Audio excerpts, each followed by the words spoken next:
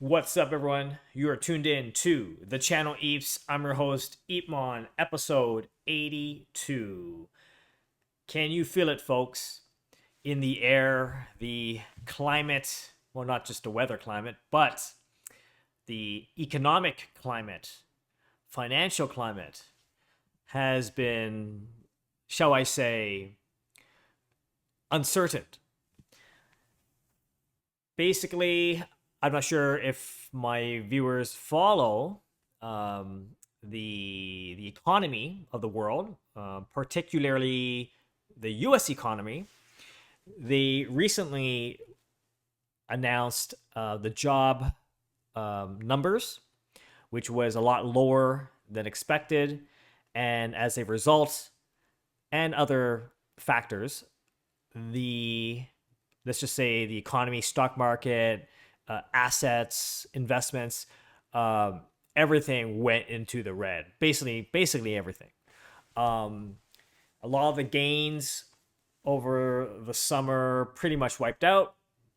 Things are tough, and I don't know. I don't know if you saw it, like Intel, like corporation, like drop like 30%. I think 6 months within the 6 months they've like lost 50% of their value. Like that's crazy. Um, so this I know for some who are investing and want to save money are probably very fearful of these situations. And I know that for creators and artists is very hard because when such a situation happens, usually, and I hate to say this, but the first things that are cut are usually the things that look pretty, the things that are aesthetic, the things that are um, more on the uh, yeah, design side, creative side, marketing side, because they have to really start to consolidate and think about what is in the company's priority, which is unfortunate because it goes back to the whole issue that I have is that one of my biggest frustrations, why does arts have to be the first to go? When in fact, we keep on talking about how STEAM, science, technology, engineering, arts, and mathematics uh, should be integral to the education system, to our industry system, because I truly believe that arts is, and the creative arts is significant and crucial and needed to stir innovation. You can't just have STEM. Like if you want innovation, you need to be creative. So in typical fashion, when these situations happen, um, uh, companies will cut cost. Companies will dial down anything that they are deemed trivial. And it's unfortunate, folks, but we creators are usually the ones affected, one of the first to be affected. But I tell you this is that we must stay vigilant and not to be frightened of the uncertainties and the unknowns that are coming our way. People are already talking that we are indeed in a recession.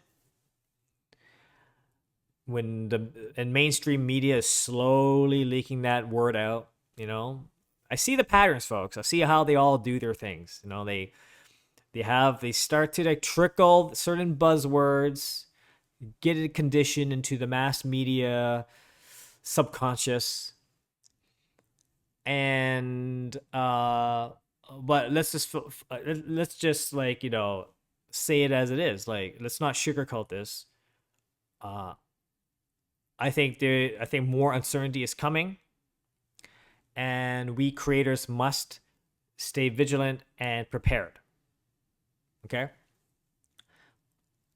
August, I think there's no, I think what they call the FOMC meeting. There's nothing. Uh, Jerome Powell ain't going to be speaking or doing anything this month. And typically, in typical fashion, I remember last August, I think there are a lot of assets or the stock market or kind of like a lot of them really kind of tanked in August. Uh, and I remember some of the crypto, like Bitcoin, for example. I remember vividly around mid of August, it dipped like so hard. But then with anything, like you have to, if you are in investing and you're in, if you are saving money and putting into the, into the S&P or into Bitcoin, hold the ship, folks. Do not get fudded and allow these uncertainties try to shake you out. I believe that everything happens in cycles, and I'm a believer of long-term holder, like long-term investment, higher highs and higher lows. So do not be dismayed and intimidated by what the media throws at you and all that kind of thing. But at the same time, like I said, we have to be prepared, and especially as creators. So for me, I give an example from what I do. I mean, to each their own. But I always talk about, okay, well, in the financial world, in the savings world, whether, diversification, right? You know, we artists have portfolios, right? Well, so does the stock market, so does the financial markets, and they always tell you to diversify your portfolio. That's why sometimes there's like there's like equity, and then there's like balanced funds. Like you want more risk, or you more stable, right? Are you 60-40, 80-20, or like all in risk, right? So there's all these balancing things. But I feel like that's the same sort of token with us creators, right? For example, if you're an illustrator and you are known for one specific thing, okay, and you are world renowned and you're known for this specific thing, perhaps those are kind of like unique unicorn cases where they're known because of that and they'll get opportunities. But for most of us, um, I believe that sure, you can have a niche, you know, um, uh, style of creating. I also believe that with your unique style of creating, you, at least I recommend that we also learn how to diversify and see where our styles can be applied to different categories or areas of industry. At least explore, I don't know, mind map it, write it down on paper. What the top 5 areas in which, even top 3, doesn't even be top 5, but the top 3 areas where you would like to explore in where your arts or creativity can take you. Sometimes, well, actually, I wouldn't be surprised that the 180 degree from your expectation is most likely the opportunity to pursue. It's usually the case. In some ways, I think back as an artist, like being an artist, is that like in my previous episodes, I told you how my peers would be painting and doing oil paints and landscapes, very, very unusual fashion, right? Because oil paints and acrylic paint and, canvas, mediums, fine art paper, watercolor, all that stuff. It's a tried and true method of creating art since since lifetimes ago, right? Like it's institutionalized, like the big museums, they have it, right? But the the 180 degrees opposite to that, in at least from what I feel, is digital art. I didn't really think about this until recently. I'm like, so something that is digital and it's art, and the fact that I still continue getting questions about like the validity of it being a legitimate work of art, right? Um, the fact that I still get individuals not considering it a true form of art, getting backlash saying that, oh, it's very nice, is it hand drawn? Like, I always go back to, is it hand drawn? Like, as much as it's cringeworthy and is a bit of a pet peeve, but at the same time, I'm like, that's the 180. This is almost like a very niche and not fully explored area, which so happens to be my interest, which is nice. I'm actually, it's a great, I mean, fortunate to be in to be in a situation, but that is the 180, and I kept at it despite the majority saying otherwise. And that's not including, another group of voices saying that, oh, you cannot be successful or you cannot be financially stable of being an artist, let alone being an artist, let alone be an artist, and then also doing something that's against traditional notions of what constitutes art. So I'm really like, I'm super like minority in that in that sort of like area. But now, so that was like, it's happened throughout my career, but now we are starting to see digital art, generative art, becoming a force to be reckoned with. It is becoming institutionalized, right? Taken seriously. Well, and then I think one of the key factors that really flipped the switch for these institutions is the fact that having blockchain technology allows and empowers us to use this as a vehicle to create digital art that has provenance, scarcity. Because I think that the main message for these institutions is like, well, how do I know that it's a 1 of 1, 1 of 2? When even if you write it down, how do I know that I can trust that? That's a fair assessment. But at the same time, how do we even know about the validity of, scarcity in even the physical real life world? Because no one has a standard to begin with in the industry. There's no like standard where we can like follow the breadcrumbs all the way to his original source in the physical world.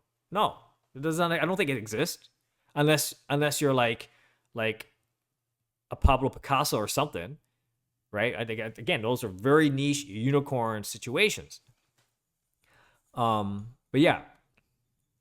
So I digress a bit, but it's all about the 180, and it's also about looking for like what are those opportunities, and diversify and start to do a bit of research and experimentation. I think one thing that I recommend for all creators, and I keep on telling myself, is to continue to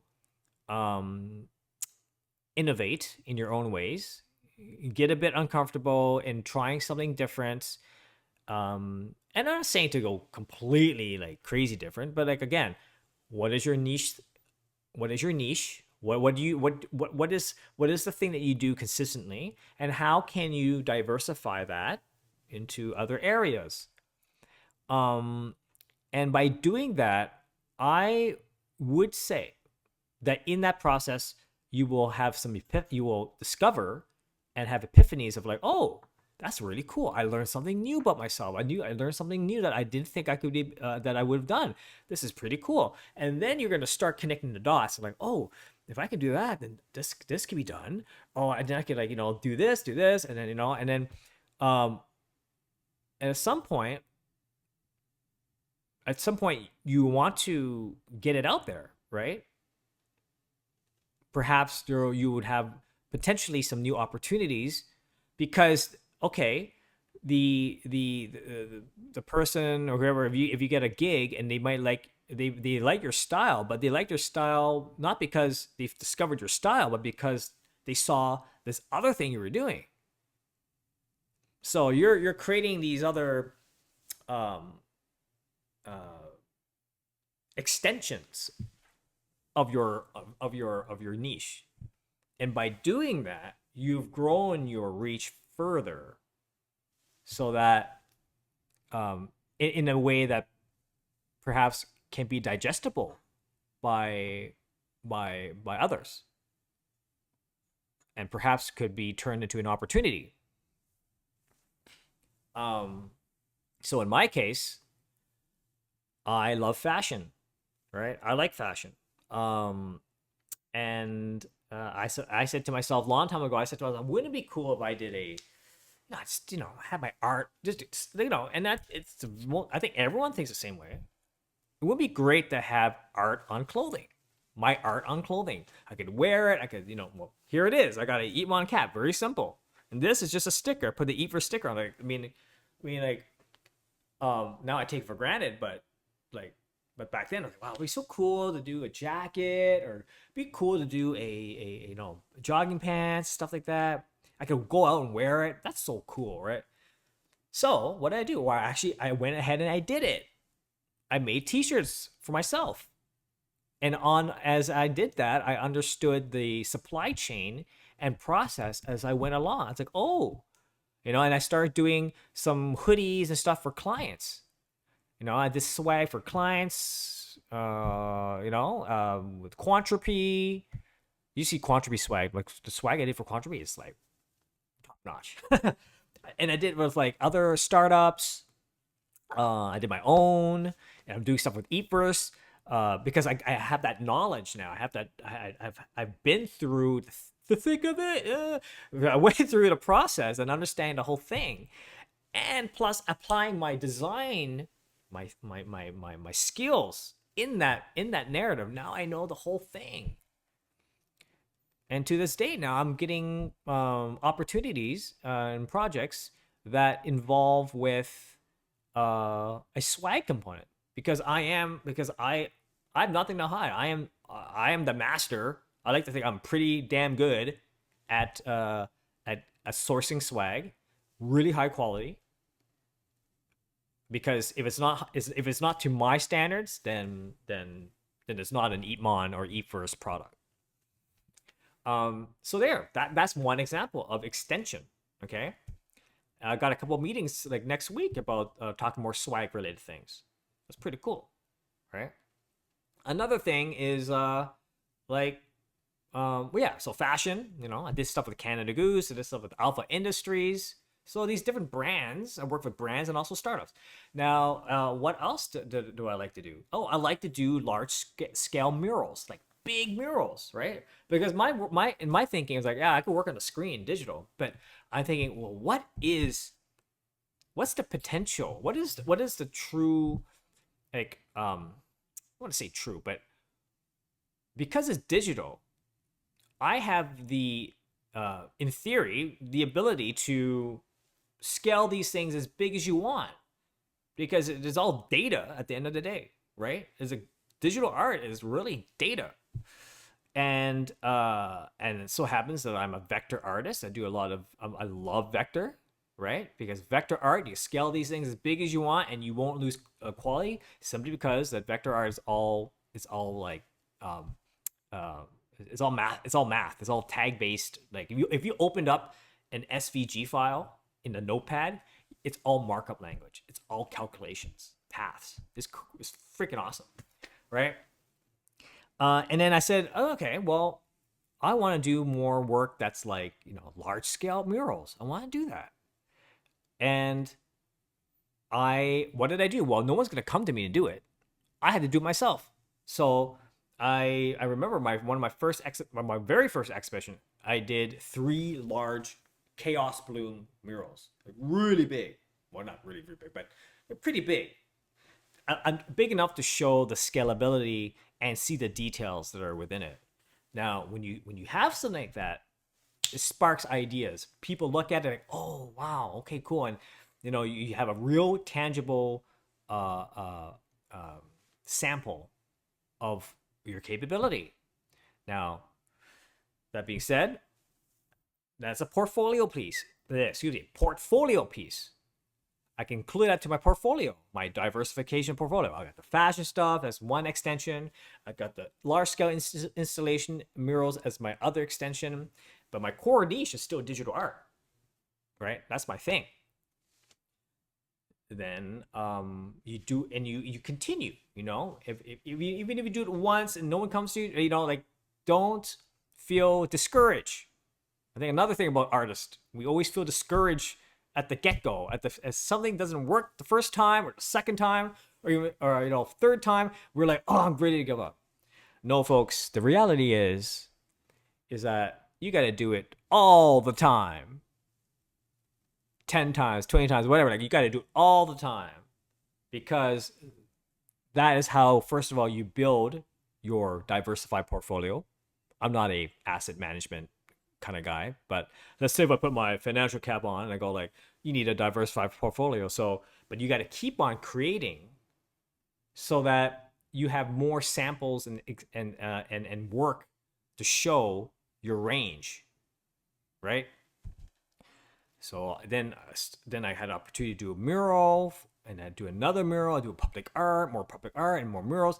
To now, like, I've pretty much have like one block here in my city, Ottawa, where there's a lot of my murals, which I'm very grateful. Like, I don't even know, like, I just sort of serendipitously, like, just happened. And I have a mural at the Canadian Museum of History. I have a mural at the Canada Science and Technology Museum, right? So check this out. Now I think about it now. Like, wow, okay, I have it in these institutions. I have it at the Ottawa Art Gallery. I have it at Le Suisse Hotel. So not only that I have diversified my digital art core to these different extensions, murals, fashion, video games, etc., but also that where they are located and who are they for also shows the diversification of my reach of different brands, different institutions. Like, I think there is some meaning and significance and symbolic significance. The fact that EEPMON's mural resides as a permanent art piece at the Canada Science and Technology Museum. That speaks a lot about who I am as a digital artist, because, like, I like to think the Canada Science and Technology Museum is all about STEAM, right? They're a STEAM play, for sure. Their incredible exhibitions, their incredible archives, they're just showing their innovations throughout Canada, and having me as an artist to create this storytelling of the history of Canada's innovations is testament to not just my ability, but to really convey that whole story, right? So people will pick up on that.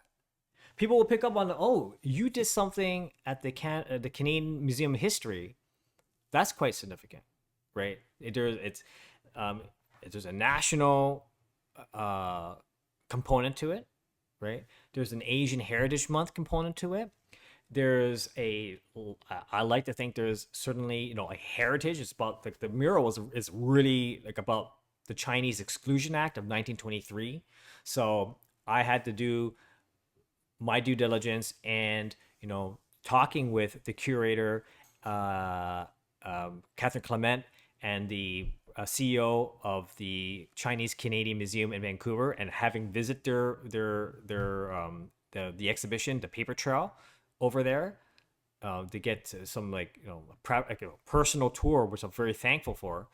But again, when you have and when we did the launch, it was, I like to think it was really well received, and it brought the Chinese community across generations. Like, that in itself was so important to document, and was actually, for me, I learned something new about myself. Like, wow, like, really, like, I know it sounds cliche, but the power of art can really bring people together, like really build empathy. Like that was a very powerful moment for me. So again, being there, and that's why I think it's very important as us artists, we must document. I know it's crazy. Maybe you have an assistant. I don't really have one, but for me, like part of my art, part of my creativity includes being very I always say the word due diligence, but that's the only thing I can think of.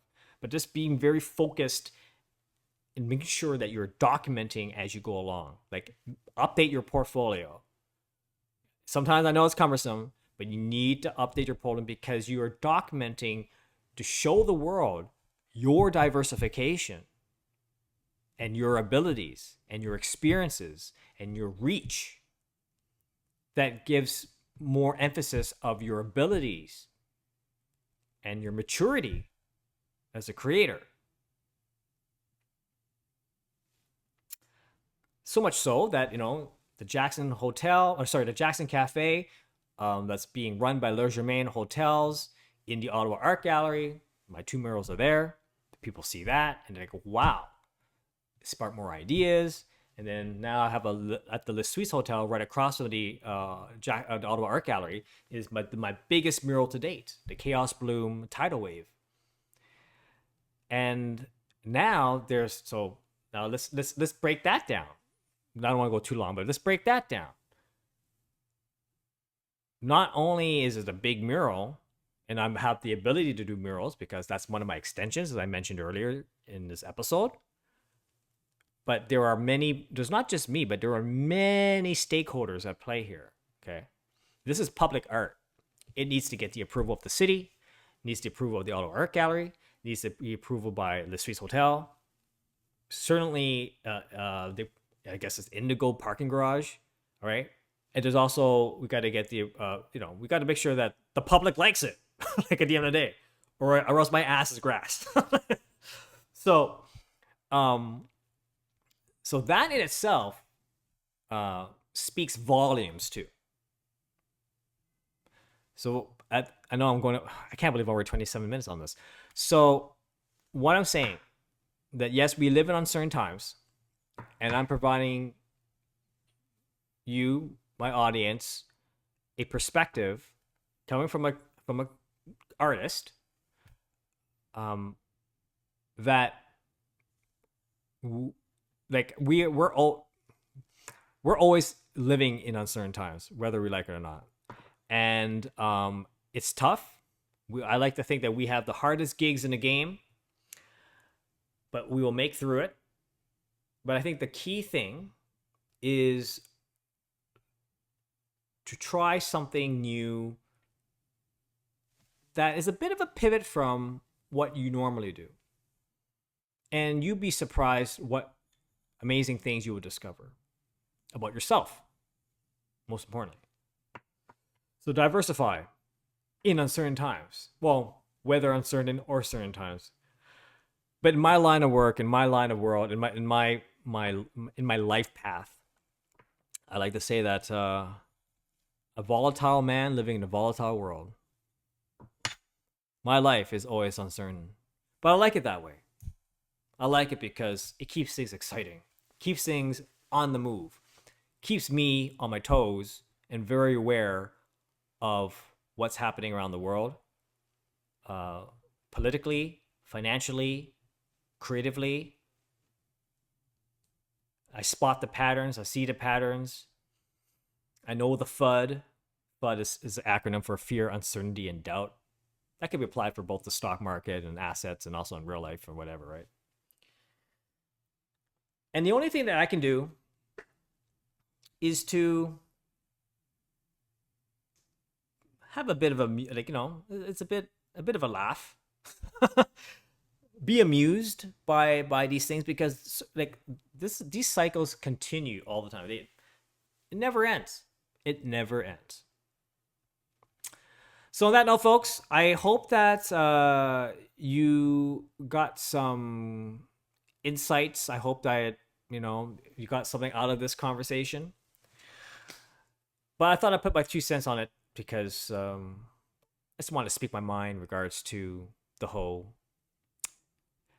economic outlook of the world we live in today. Anyway, have a great afternoon. Have a great evening. Have a great morning. Kind of mixed that up. Have a great evening. Have a great afternoon. Have a great morning wherever you are in the world. This is the channel Eps, episode 82. And I'm headed for a barbecue at my brother's place because it's my belated birthday. Woohoo! Okay, see you later. Until next time, like and subscribe. Bye-bye.